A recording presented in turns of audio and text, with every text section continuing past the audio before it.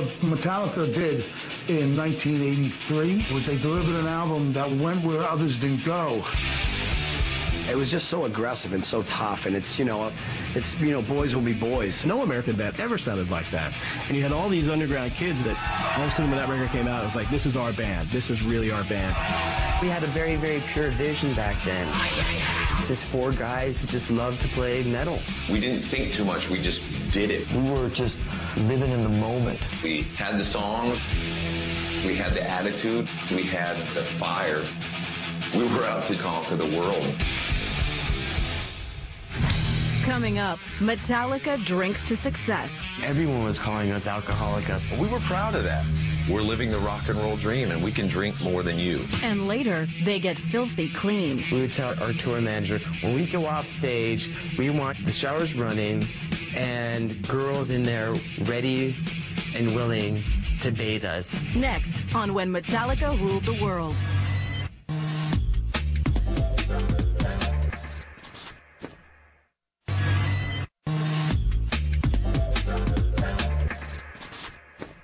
This is called No Remorse. In 1983, Metallica definitely were heroes of the underground. Kill 'Em All came out, and they went out and toured, and people saw how great they were live.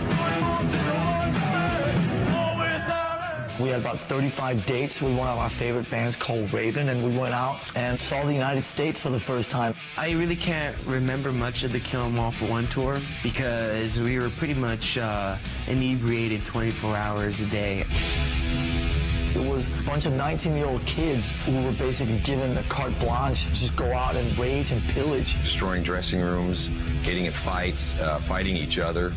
We didn't know anything about touring at all in those days, but we know one thing: don't take a Winnebago out and expect to ever return it. This poor Winnebago just died an ugly death. The trailer didn't have a top when it ended. It was probably the odor of all the alcohol that just killed everybody. It was crazy.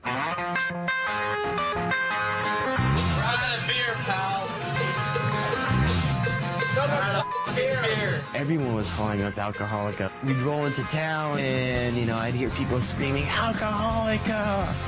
The name just stuck. I'm gonna leave. We were proud of that.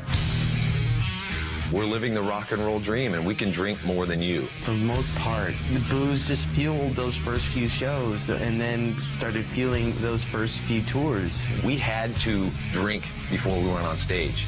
Getting warmed up. I remember being fearful one night. Oh, I'm not drunk. What do you mean we're going on in 10 minutes? Oh, trying to drink as much as possible. It's just crazy. I just want to say cheers to all you guys. Thanks for coming down and getting nutty with us, man. Cheers. I mean, it got to the point where someone gave me a live tape, and I was like, oh, my God, that's us. That doesn't even sound like us. We were out to drink and destroy. We'd come out of clubs at 7 in the morning. People are off on their way to work. We're jumping on the hoods of their cars at stop signs. Go to work. The kind of stuff that we were doing just probably shouldn't be talked about in family television. Shooting guns off at hotels, in the middle of Hollywood. It also involved a lot of other things, like partaking in a female. Back then, bands like Metallica, Anthrax, Slayer, the girls were kind of few and far between. And maybe it's because of what we looked like. I'm too sexy for my shit. God, they're ugly. It's a bunch of ugly guys. We look like we're 7-Eleven employees. They can rock, though.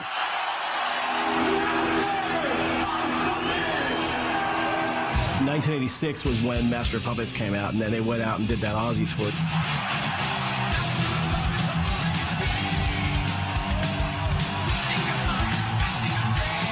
That was when they went from being a really amazing underground club band to being a band that could go out and play arenas. It was unbelievable to be sitting there with Ozzy every night, playing to 15,000 people. I'm there, Coliseum. The place was packed. Looking around, and they all had Metallica shirts on. Everybody was headbanging, and somebody tore off the seat cushion off their seat, and they threw it at the stage. And so everybody started doing it. It looked like piranhas attacking a ham, you know what I mean? I've been to probably a couple hundred concerts, and this is the only concert I was ever scared at. And When it was time for them to leave, to get off the stage, everybody kept chanting.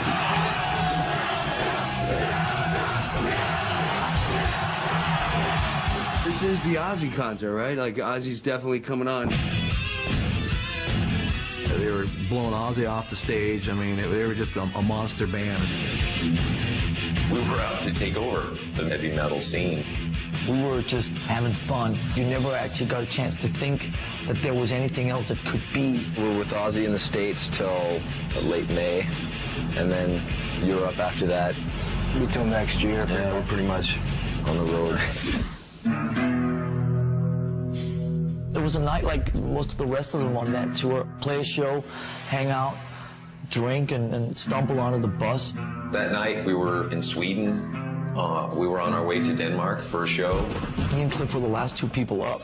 I went to bed before he did. The next thing that happened was I just remember hearing these loud noises. It wasn't an earthquake, it was the back wheels of the bus jumping. The bus flipped and was rolling. And I thought, oh my God, we're going off a cliff or something. The bus, went over on its side, and I kicked out the back window, which is the emergency window. I don't know what it was, 15-degree weather outside. We're all in our underwear. I just started freaking out, and I just knew instantly that something was horribly wrong. I could hear everyone else screaming and crying, but I didn't hear Cliff's voice. But it was all kind of odd because we were standing there going like, where's Cliff? And turn around, I could see Cliff's feet sticking out from underneath the bus. There's no movement, there's no nothing. And that was just something that I'll never forget. The vision is just, it's burnt into my mind. It took days and weeks to be able to just understand that had gone down. It's one of those things you relive over and over. You think so much about, and you try and change it in your mind. It was so surreal because death and mortality, that was not part of the gig, you know what I mean? I felt like an orphan, It felt like I had lost, an older brother. It was so sad that he was taken at such a young age. Shortly after his funeral, we all decided Cliff would be the last one to say, let's give up. That would pissed him off, immensely. We had to keep going because it was the only thing we knew. We talked about it, and we wanted to keep the spirit of Cliff Burton alive and well in Metallica. And to stop Metallica would to stop that spirit.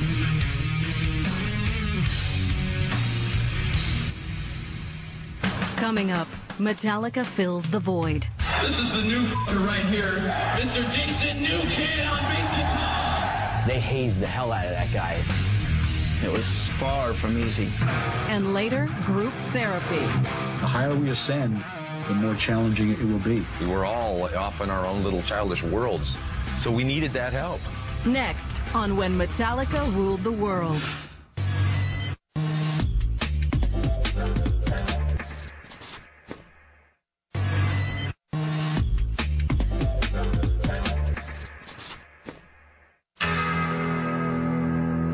In the fall of '86, Cliff died. And as horrible of an experience of losing your best friend, there was no way the band wasn't going to go on. We've always had, fighting attitude, because we know Cliff would want it that way.